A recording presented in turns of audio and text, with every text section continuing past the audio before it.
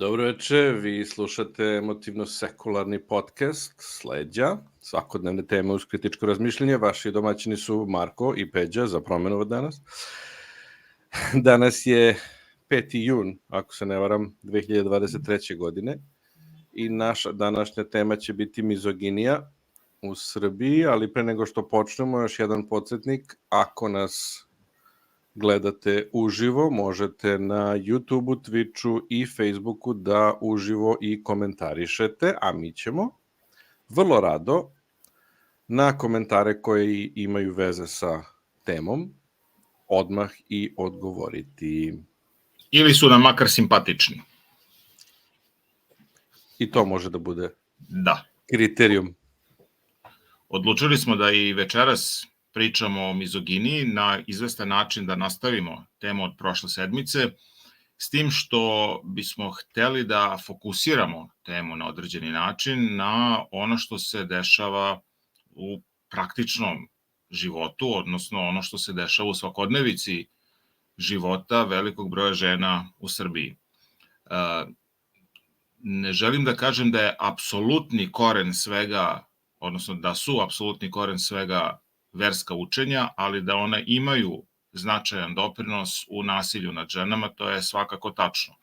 Ono što se često naziva patrijarhalnom ili tradicionalnom porodicom, šta god bila tradicionalna porodica, a to bi bila dobra posebna tema o tome šta je to zapravo tradicionalna porodica, često podrazumeva određeni hijerarhijski odnos u toj istoj porodici, gde je muškarac glava te porodice, a žena je neko ko podrazumevano treba da sluša. Ili, kao što smo prošle nedelje pričali, među onim raznoraznim podukama i poukama verskih učenja, da bude poslušna. Kao posledica takvog načina i vaspitanja i takvog načina života, koji naravno ne važi za sve građane i građanke Srbije, ali je prilično česta pojava, mi imamo i temu o kojoj se sa manje ili više hrabrosti priča u javnosti u poslednje vreme, to je između ostalog i femicid. Dakle, nasilje prema ženama koje poprimi svoju ultimativnu ili kulminirajuću formu, a to je kada dođe do ubistva žene. Zašto je tema važna? Zbog toga što se najveći broj tih ubistava, a mislim da smo do sada već došli na skoro 20 u ovoj godini, gde se prava eksplozija nasilja desila u poslednja, čini mi se, 2 meseca. Problem je, dakle, u tome što je najveći broj tih ubistava zapravo došao iz partnerskog okruženja, dakle, desio se u samoj porodici. Ne pričamo o slučajevima nekog stradanja u javnosti, saobraćajna nesreća ili tako nešto. Radi se pre svega o tome da je žena sistematski zlostavljana i da je njen partner, u prevodu u najvećem broju slučajeva muž, u smrti. Korene toga, dakle, možemo da nađemo delom u tom nakaradnom vaspitanju, delom u društvu koje ne mari previše. Problem nasilja nad ženama je veliki, dubok problem koji nikada nije, čini mi se, u poslednjih makar 20 ili 30 godina, u onom vremenu kada inače nasilje u našem društvu postalo veoma, veoma često, nikada nije adresiran na pravi način i nikada nije konkretno rešavan.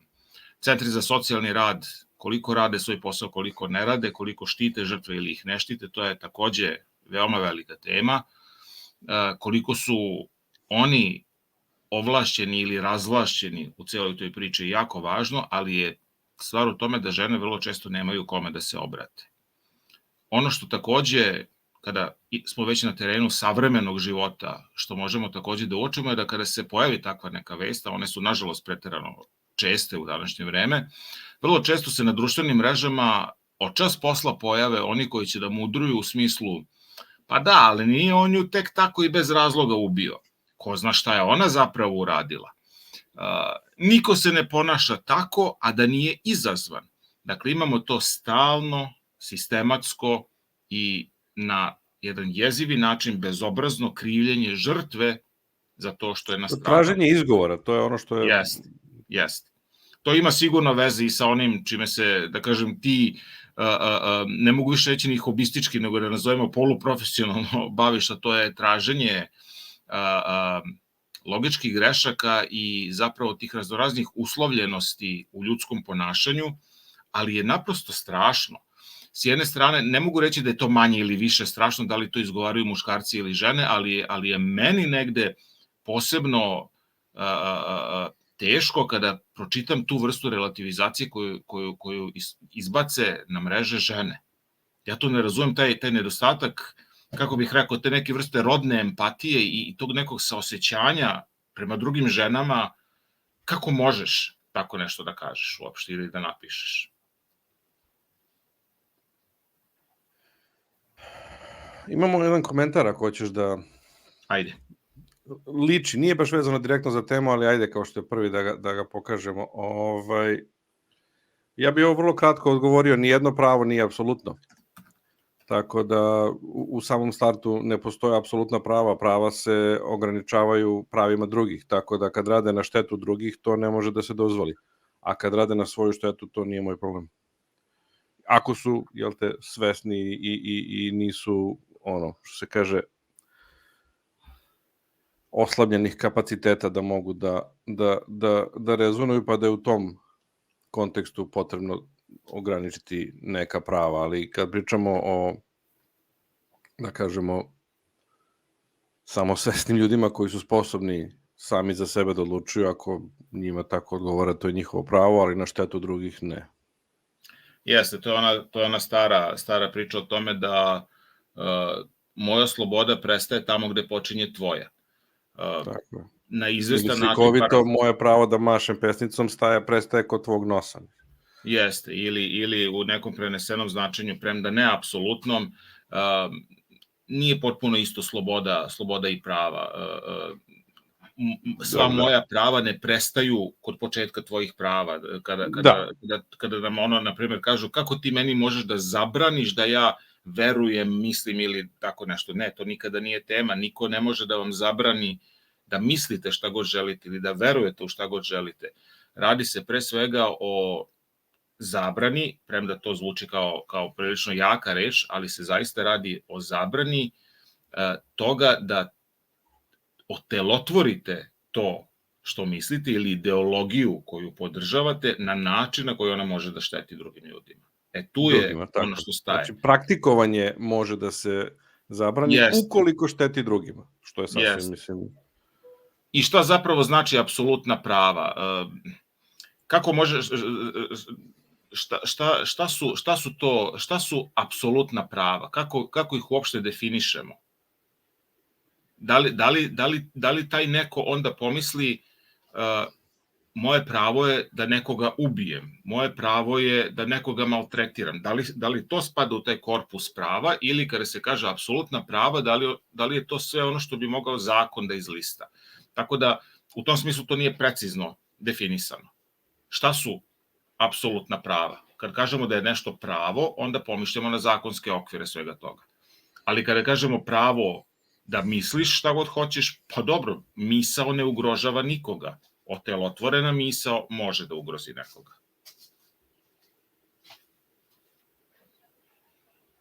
Ne znam da li smo zadovoljili gledaoca u tom smislu. Ali smo zadovoljili našu potrebu da odgovorim. Ali u svakom slučaju, ako bismo rekli da su apsolutna prava sve ono što pomisliš da bi mogao da uradiš, onda naravno da to ne može da se da nikome. To ne bih dao ni samome sebi, da tako kažem, a kamoli onda i drugima. Podrazumevanje tih apsolutnih prava u tom kontekstu bi značilo potpuni haos i to ne samo u smislu prelazak u neke diktature i šta ja znam, nego naprosto to nije to istupanje iz bilo kakvih društvenih normi na kraju krajeva. To nismo civilizacijski napredovali i evolutivno socijalno napredovali da bismo se sveli onda na potpuno iživljavanje nad drugima. To nije napredak.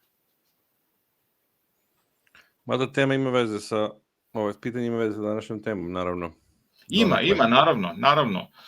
Zato što se puno tih navodnih prava podrazumeva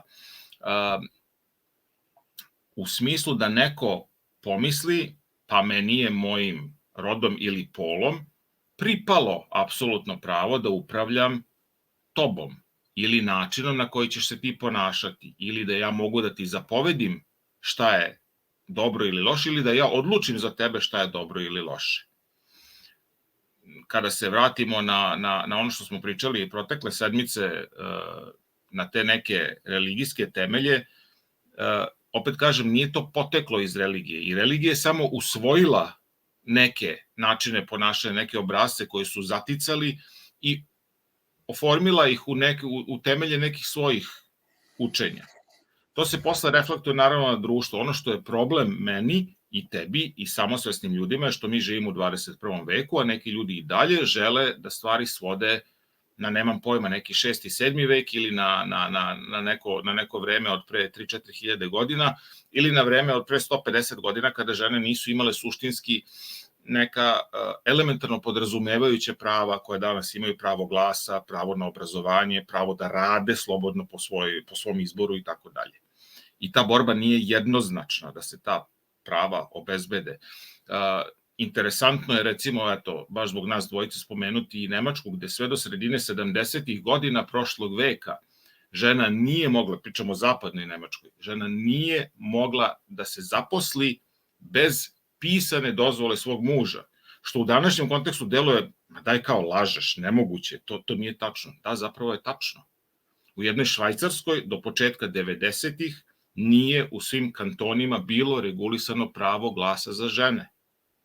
Dakle, zapadna civilizacija je takođe za mnoge stvari kasnila. Ne cela, ali delovi te zapadne civilizacije. Tako da to, kada pričamo eto i apsolutna prava i tako dalje, moramo i to da balansiramo kroz različite sredine i kroz ono što se dešavalo u različitim delovima tog, da ga nazovemo, razvijenog sveta. Bivša Jugoslavija je 45. dala pravo glasa ženama i bila je u tom smislu naprednija od nekih zemalja zapadne Evrope. Pa će sad neko reći, pa jeste, ali nisu imale za koga da glasaju, bila je jednopartijska država. Da, ali su to razdvojene stvari. One jesu imale ograničen izbor, ili neko može slobodno da kaže i nikakav izbor. Nikakav, da. Komunistička autokratija, ali su imale pravo da izađu na biračko mesto, što je više nego što su imale pre te godine. Tako da i to je evolutivni proces, u svakom slučaju, društvena evolucija. Da. Evo kaže naš gledalac, svaka budala ima pravo glasa i da se za nju glasa. Svaka budala ima pravo da stupa u brak i stvara porodicu. To je paralela. Jasne su moguće posledice u oba slučaja. Kako vi gledate na to? Pa gledam na to da zaista svaka budala ima pravo glasa i zato što zakon je takav. Ko je vlastan da kaže da je neko budala pa da zbog toga ne može da ima pravo glasa? Ili kao kad kaže svaka budala ima pravo da stupa u brak i da stvara porodicu. Pa da, ali kako može, kojim Minority Report pri kogom mi možemo da dođemo do toga da znamo unapred da će se neko ispostaviti kao budala pre nego što je nešto uradio. Nažalost, ne možemo to da znamo. Možda bi život bio lakši zbog toga, a možda, eto, ako smo gledali makar i taj film ili čitali taj roman, znamo da i takav sistem može da ima svoje nedostatke. Tako da, nije to pitanje apsolutnih prava. Pravo glasa i pravo da čovjek bude glasan i pravo da se stupi u bračnu zajednicu nije apsolutno pravo. To je naprosto deo korpusa ljudskih prava. Ako razmišljamo o tome svako sme da glasa i svako sme da bude glasan, pa dobro, ali postoje valjda i oni drugi. Nije taj jedini ko će odlučiti za nekoga. Ili ako je neko budala, a hoće da izađe kao kandidat na izborima, zašto to tebe obavezuje da glasaš za tu osobu? Imali smo i mi, imaju u svetu raznoraznih obskurnih likova koji izlaze kao kandidati na raznim izborima, pa ne budu izglasani, budu i ismejani, budu i ovako i onako. A negde budu i izglasani. Ima i oni koji budu izglasani, ali znaš ima i ona izreka, ono kad kaže svaki narod ima onakvu vlast kakvu je zaslužio. To spada onda u tu vrstu, to više nisu apsolutna prava, to onda pričamo o odgovornosti. Znači, ako imaš određenu odgovornost, ako si, kako da kažem, čovek koji nije sistemski ispravnim testiranjem ocenjen kao neko ko nema sposobnost da brine o samome sebi, onda si u dovoljnoj meri i odgovoran za svoje odluke. Ako si glasao za nekoga, pa ti si glasao za nekoga.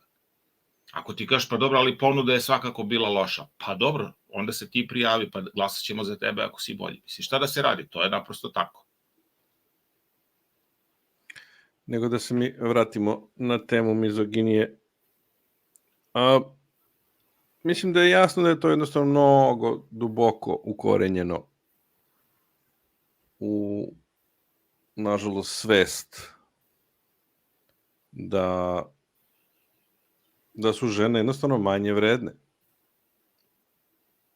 Nažalost. Jeste, to je taj tradicionalistički pogled na stvari.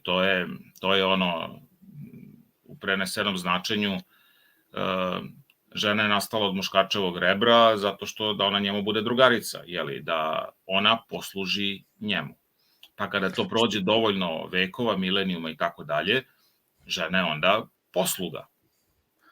Da li to negde možda potiče iz biološke činjenice da su muškarci fizički jači, te da su tokom istorije bolje radili fizičke poslove, kojih je, jel te, bilo mnogo više nego danas. Danas je sve više i više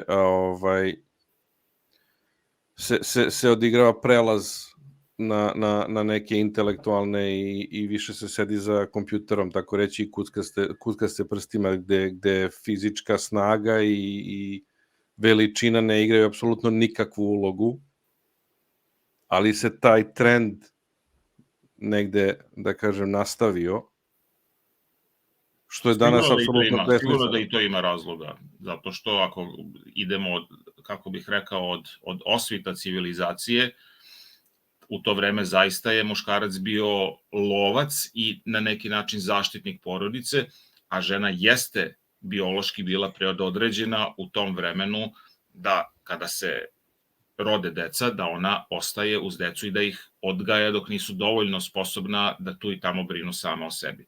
Ali upravo to što si rekao, znači promenilo se u narednih, jel da, nekoliko desetina hiljada godina promenilo se štošta u razvoju i naše vrste i kompletan civilizacijski razvoj, da to ne da, malo je reći, ne mora da bude tako. To zaista nije više tako. Nije tako, da. Postoji veliki broj i sasvim funkcionalnih porodica u kojima je samohrana majka, odnosno samo je jedan roditelj, kao što postoje i samohrani očevi. Dakle, to je u ravnopravnoj meri takođe porodica i to može da bude stvar okolnosti, stvar izbora. Porodica je i bračni par, porodica je i bračni par sa jednim detetom, porodica je i bračni par sa 5 dece. Dakle, to se promenilo. Ne u poimanju svih ljudi, ali suštinski to je jednostavno tako. Zato što se izgubila ta potreba da sad jedno ide napolje i da pomećavi juri mamuta da bi porodica imala, ili pleme da bi imalo narednih mesec dana šta da jede, a ovi drugi će za to vreme da sede oko plamena i da se greju u nadi da će ovaj da se vrati i da će im doneti šta da jedu. To se zaista odavno, ali zbilja odavno promenilo. Drastično promenilo. Ali u praksi imamo i dalje taj slučaj da je vrlo često za jedno isto zanimanje muškarac više plaćen nego žena. Ja to iskreno ne mogu da objasnim ničim racionalnim, zbog čega je to tako. Znamo da je statistika, nažalost, i dalje takva. Meni je to nelogično kada se neko prijavljuje na neki oglas za posao. Ja uvek to zamišljam kao prilično jednostranu stvar. Znači, za ovaj posao plata je tolika i tolika u određenim, da kažem, okvirima nekih pregovora i šta ja znam, ali to je plata za taj posao. Zašto bi ona bila drugačija za muškarca izvršioca tog posla nego za ženu koja je izvršilac tog posla? Ne razumem. A onda vidiš statistiku i kaže da, muškarci su zaista za iste poslove više plaćeni nego žene. Razni su argumenti, ali ne bih da pomenjem nijedan, pošto nijedan nisam niti istražio, niti je racionalan. Pa, To je problem sa racionalnošću, nešto može da deluje racionalno, ipak nema veze sa realnošću. Svi smo skloni i logičkim greškama i kognitivnim prisutnostima, pa i mi koji ih izučavamo i poznajemo. Nije to ništa magično da se sad naučiš, pa jedan put ti je mozak savršen i prestaje da pravi te greške, tako da ne mogu da kažem da su ti argumenti obavezno validni, onda zato ne volim da ih iznosim. Volim da iznosim samo one argumente za koje sam bar donekle siguran da imaju smisla i da su validni. Ali to jeste interesantno, mislim. I to ne samo, to nije, da se odmah ogradimo, to nije sada, mi smo gledali statistiku u Srbiji, pa je ona nužno tako. Ne, i na zapadu je to vrlo, vrlo često. Pa vrlo često možemo da gledamo emisije gde i dan danas postoji ta potreba, iako je, da kažem, uveliko 21. vek, emisije koje su snimane, ne znam, u Americi, u Nemačkoj, u Francuskoj i tako dalje, gde se afirmativno priča o ženama koje su u preduzetništvu, znači o preduzetnicama, koje su CEO, koje su veliki menadžeri, vlasnici firmi i sve to, zato što i dalje se osjeća da postoji potreba da se društvu objasni da žena može zaista uspeti u biznisu. Da. Što je negde logično, pa naravno da može, nema ni jednu manju sposobnost nego muškarac. Ali očigledno negde je za društva potrebno i dalje pričati o tome da bi društva i dalje, kao da postoji, znaš, kao ono kad kaže kad zatvoriš oči, teraće te posle nekog vremena ako hodaš da počneš da skrećeš. Kao da društva u nekom trenutku imaju kao to spontano da će da skrenu negde, pa čekaj, daj da ih malo čuknemo da se vrate, da idu pravom linijom. Znaš, zato što na toj pravoj liniji je ravnopravno. Inercija. Jeste, kao i ona greška koja se često pravi kad kaže muškarci i žene, zašto se traži da budu jednaki, oni nikako nisu jednaki. Ne traži se jednakost, traži se ravnopravnost. Da. Traži se ista prava. Ne, nisu jednaki, naravno da nismo jednaki. Ono što si rekao, muškarac je fizički, u proseku je muškarac fizički jači. Ako je posao, nemam pojma, rad u kamenolomu, muškarac će najverovatnije statistički biti uspešniji u tom poslu. Ali ako je posao intelektualan, ne postoji apsolutno nijedan kriterijum koji kaže muškarac će tu nužno biti uspešniji. Zato nam je potrebna ravnopravnost, a ne jednakost. Ne treba reći, evo sad i ti lupaj, gospođo, po kamenolomu, pa pokaži da si jednaka. Ne, nije stvar u jednakosti. Stvar je u ravnopravnosti, odnosno o jednakim pravima. Mene je iznenadilo bilo, kad sam počeo malo da se bavim šahom, amaterski tamo posle bilo šta, da i dalje tu postoje kategorije ženski Grandmaster i znaš, ne gađaju se figurama, znaš, ne jure se oko stola. Znaš. Da, fizička sprema ne igra nikakvu ulogu. Jeste bitna, ali ne igra ulogu, razumeš? Bitna je u smislu izdržljivosti, da ako meč dugo traje da možeš da izdržiš, ali to nije nužno, kako bih rekao, muška prednost u toj priči. Daleko, čak je da. izdržljivost i trpeš bol na Da, granica prag bola zapravo. Jeste. Na ženskoj strani, ali dalje postoje kao da je, što je meni veoma besmisleno, ali dobro. To je kao ona... Valjda će se i to promeniti. Kao ona večita šala koja kaže žena izdrži i porođaj kao praktično ultimativna granica bola koja je negde poznata ljudima, a muškarac na temperaturi od 37,5 počinje da umire već i gotovo je. Tako da činjenice da... Sa jedan već mi je panik. Pa to. Činjenice da je priroda i evolucija da su sa razlogom učinile da su, ne znam, kod muškarca u proseku veći mišići, da je krupniji i tako dalje, iz razloga koje smo objasnili šta se dešavalo pre 50, 100 ili 200 hiljada godina, ali u intelektualnom smislu ne postoji apsolutno nijedan, kako bih rekao, odnos težine zapremine mozga ili intelektualnih sposobnosti koji daje bilo kakvu prednost muškarcu. U tom smislu su ti društveni konstrukti u kojima je muškarac primaran u odnosu na ženu i gde on ima nekakvo izmišljeno pravo da upravlja i ženom ili ženskim životom, potpuno nešto što je neprihvatljivo. Bilo je uvek neprihvatljivo sa čisto humanističkog ljudskog stanovišta, a u 21. veku je apsolutno nedopustivo.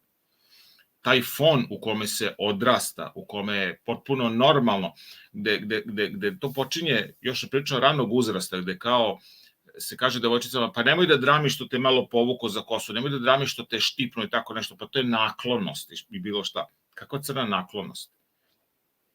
Ne možeš nekoga na bilo koji način fizički da, ajde da to kažem relativno blago, uznemiriš bez saglasnosti. Kao što tebi nešto ne prija, ko ti kaže da toj devojčici ili devojci ili ženi to isto mora da prija i da to treba da smatra sasvim normalnim, jer za Boga to su samo dečaci, znate, oni odrastaju, pa je normalno. Kažem, tu onda ide ono boys will be boys, budalaština. Jest. Ma monkeys will be monkeys, ne vidim argument, znaš, ono, ako ih ne vaspitaš, bit će majmuni, ne vidim gde je tu mudrost. Jeste. I znači, nauči da ne treba da vuče devojčice za kosu, da ne treba da štipa, da ne treba, razumeš, nauči kako da pokažu ako je naklonost adekvatno, ne kao donesu cvet, ne, razumeš? Ne, boys will be boys i tu se gleda kroz prste i kao ćuti i trpi. Da. I, znaš, kao njih će to da prođe, nemoj da brineš ništa i sve će to doći na svoje.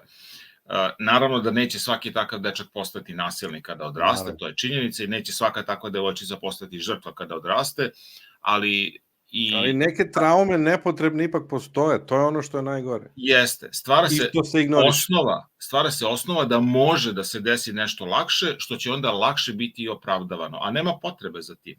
Apsolutno nema potrebe za tim. I kako da kažem... Upravo to, stvara se prećudna saglasnost i prihvatanje nečega što ne bi trebalo da bude prihvatljivo i onda se ta granica lagano pomera i onda, znaš, ne dođe do reakcije na vreme ili tako nešto i onda ispadne u nekoj situaciji mnogo gore nego što je možda bilo, da su jedan i drugi bili adekvatno vaspitani. Onda kada se desi nešto što je fatalno i konačno, pa kako se to desilo? Da. Javljao se komšijama, bio je fin i tako dalje. Mislim da je to ona druga najčešća stvar koja posle onoga, a šta je ona njemu rekla ili šta je ona njemu radila, to je ono kao, pričali smo sa komšijama, svi kažu bio je fin i uvek nam se javljao. Pa da, pa predivno, mislim. A što ne bi? To su potpuno, ono da kažem, nepovezane i nevezane stvari. Postoje ljudi koji nisu specijalno druželjubivi u tom nekom javnom kontekstu, a ne bi zapravo mrava zgazili, a postoje oni koji su navodno ekstrovertni, koji se svima javljaju, koji su uvek nekako nasmejani, šta ja znam, i onda kao, vidi iznenada je pobio porodicu.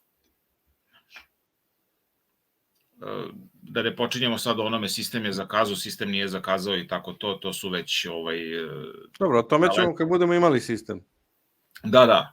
Upravo tako. Kad budemo imali naznaku sistema, onda možemo da pričamo o tome koliko je dobar ili loš.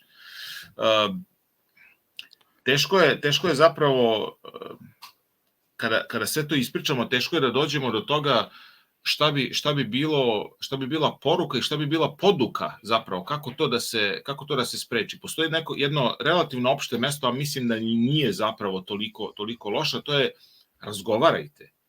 Razgovarajte u porodici, razgovarajte sa drugim ljudima, ako uočite da nešto vuče ka takvom problemu, kažite slobodno, niste manje muškarac ako zaštitite žene.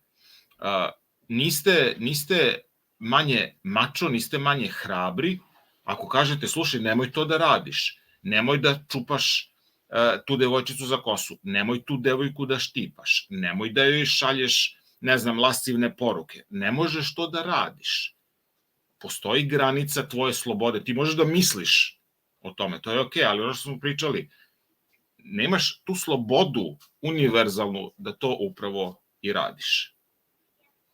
Razgovor je neki prvi korak koji može vrlo često da bude dovoljno lekovit u meri da se stvari ne zaoštre u nekoj budućnosti, pa da se dese, naravno, ponovo kažem, to ne znači da će svaki takav da postane zlostavljač ili bilo šta. Naravno. Ali hajde da razgovaramo otvoreno.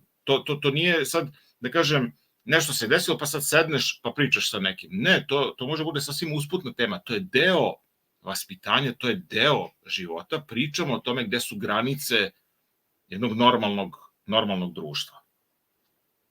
I o tome treba pričati, to je upravo, to si potpuno upravo, što više, a ne ćutati, ne prećutno prihvatati, ne gledati kroz prste, ne boys will be boys i ostale gluposti. Da, ili ono, nisu moja posla, to nije moja porodica, to se dešava nekom drugom. Ja ću da okrenem glavu na drugu stranu. Ne kažem ja da treba da skačeš sada da biješ svakoga koga vidiš da se ponaša nenormalno, ali deo toga zašto smo ljudi je i da odreaguješ kada vidiš nepravdu, kada vidiš nešto loše. To je nestalo. Po meni u Srbiji je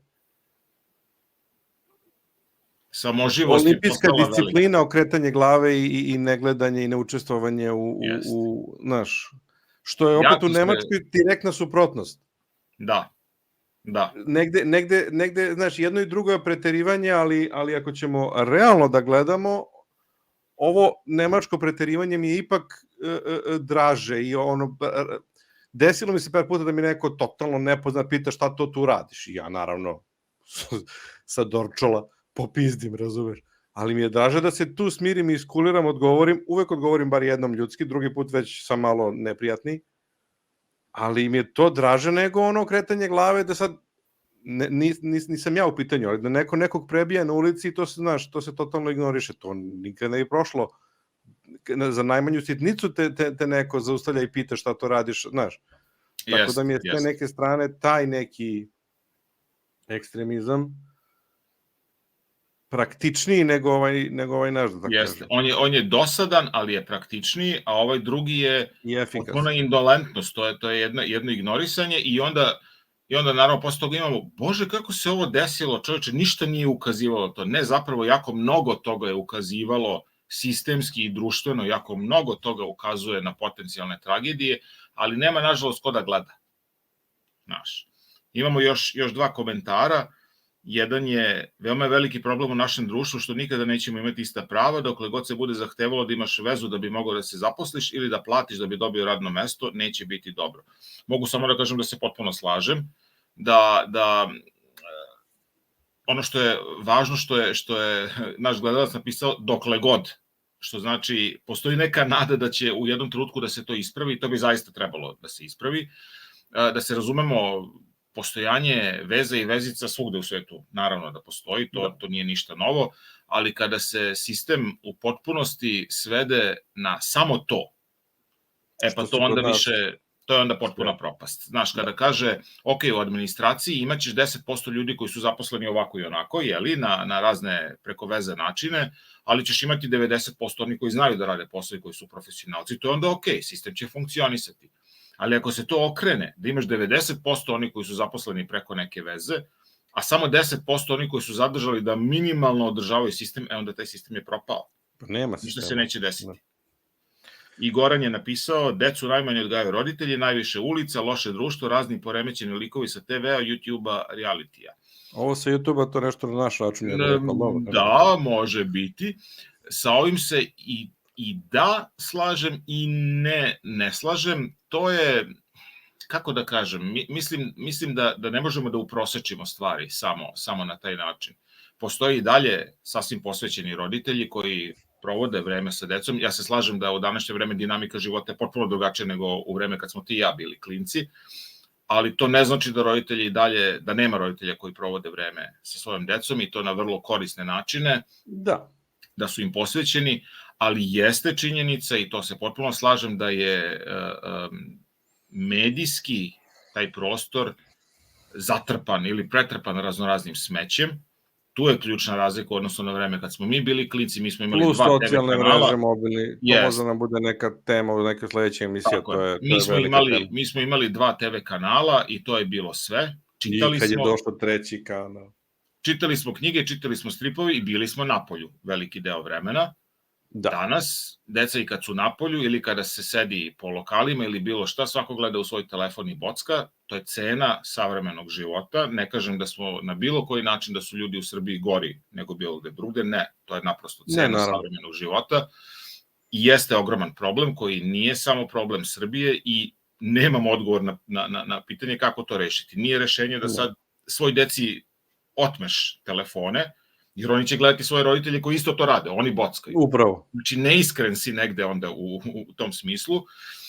Problem je u tome kako pronaći pravu meru. Na to nemam precizan odgovor šta je prava mera. Kada pričaš ovde recimo sa pedijatrima, oni kažu za decu tokom dana 45 minuta do 1 sat tih medijskih sadržaja bi trebalo da bude dovoljno. To ne znači da imaš štopericu u ruci pa da ćeš da meriš tačno do minuta, ali negde ima smisla. I tu onda zaista porodica ima određenu ulogu da se posveti vreme toj deci, da se razgovara, da se nađu zajedničke aktivnosti, da se izađe napolje, naprosto, pa makar da se prošeta i to je nešto.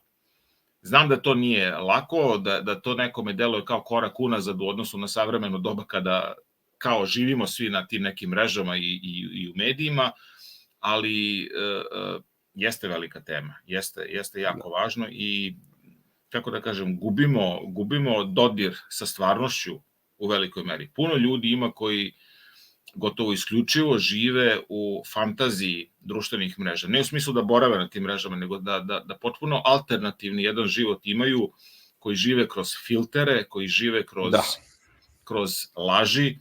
To će biti posebna tema, o tome nemam snage sada naprosto... Da, i prešli preko vremena. Ljudi iznajmljuju maske za telefone da bi se slikali sa njima, da bi se predstavili kao neko drugi. To je užasan problem.